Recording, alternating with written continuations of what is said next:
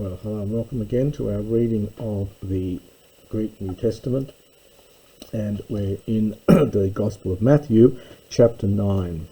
Kai embas es ploion dia perisan, kai elthen esten idian polin. This is an aorist participle from embino. It's the standard word for getting on board. It's like our word embark.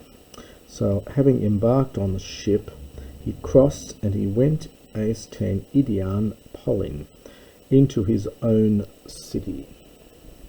Idios is something that belongs to you, it's your own, private, so here into his own city. Kai idu pros eferen autoi paralytikon epiklines beblemenon. And behold, they were bringing to him a paralyzed man, beblemenon, literally struck down, epiklines, on a bed. So, who had fallen perhaps onto a bed, or perhaps struck down, beblemenon, from bellow. Kai idon ho Jesus, and Jesus, having seen ten pistin auton their faith, he said to the paralyzed man, imperative from tharseo, take heart, my child, aphientai su hai hamatiai, your sins are forgiven. This is from aphiemi, one of the many meanings of the verb aphiemi, to release. Your sins are released from you. Kai idu tines ton grammation epan, and behold, certain ones of the scribes said en autois, among themselves, let's get it lined up, hutos blaspheme, this man blasphemes. Kai idon ho Jesus tas enthumeses auton apin, and Jesus, having seen their enthumes, their thoughts, he said. Variant reading there with the verb here. It's hard to see one's thoughts, other people's thoughts, but that's what it's got here. So Jesus, having seen their innermost thoughts, he said, hinati. This is a combination of hina and ti. You'll see this in Plato as well. It's just another way of saying why. So, hinati, why do you think evil things in your hearts? Tiga estin eu kopoteron. It's comparative here. What is easier? And the editor's helped us here with lots of commas and things, which makes it very useful for us. So which is easier? Apain, to say, your sins are forgiven, or to say, arise and walk. But in order that you might know, this is you plural from oida. This is a subjunctive form from oida, that you might know that. The verb of knowing is connected with verbs of seeing. It's a verb of knowing is really a past tense of the verb of seeing. So once you've seen something, you know it. So in order that you might know that the Son of Man, eke exousian, has authority, aphienai, that's the infinitive from aphiemi. Notice the little epsilon in here. Little iota in here. To forgive sins upon the earth. And then we get a little dash here. Then he says to the paralytic, to the paralyzed man, egethes aron su ten klinen kai hupege es ten oikon su. Having this is again from egero. They use the passive here of sort of having, almost with middle sense, having got yourself up. Aron from iro, this is the aorist imperative. Take up your bed and depart into your house. And he, having got himself up, he went into his house. And the crowds, having seen ephobethus, and they were frightened, they were terrified. Kai doxasan, from doxasdo, and they glorified God, the one having given, aorist participle here from didomi, such authority, tois anthropos, to men.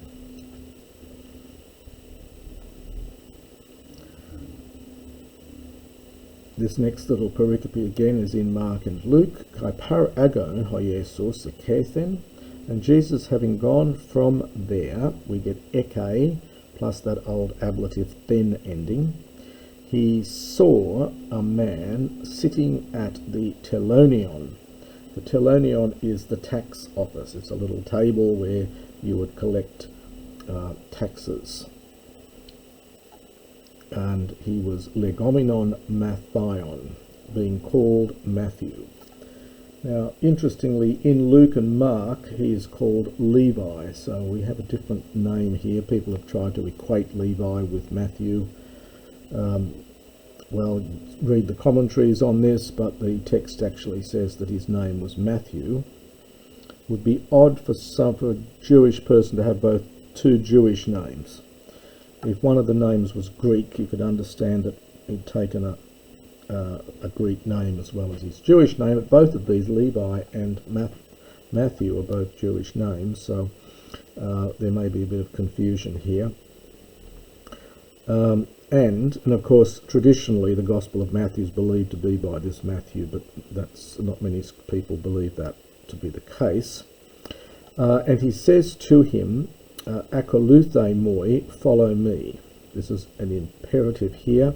It's akoluteo, and so the imperative would be akoluthe, and the two epsilons combined to an epsilon iota. Kai anastas, and having got up, he followed him. Kai geneto autu, and kai menu ente oikia. And it came to pass, it's that use of ginomai, that him, this is Jesus, anakaimenon, reclining, literally lying up, but reclining in the house, and behold, many telonai, tax collectors. This is that first declension, telones is the form, and telonai is the plural, so many tax collectors and sinners having come, sun anakainto. This is, in fact, an imperfect from sun ana kamai. And so they were reclining with him, with Jesus. It takes a dative after the sun. And his disciples.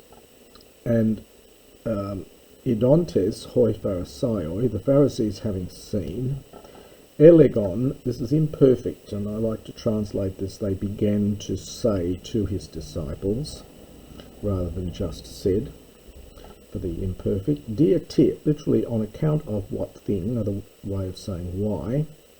Why does hot didaskalos humon, your teacher, esthia, eat, meta, with the tax collectors and sinners?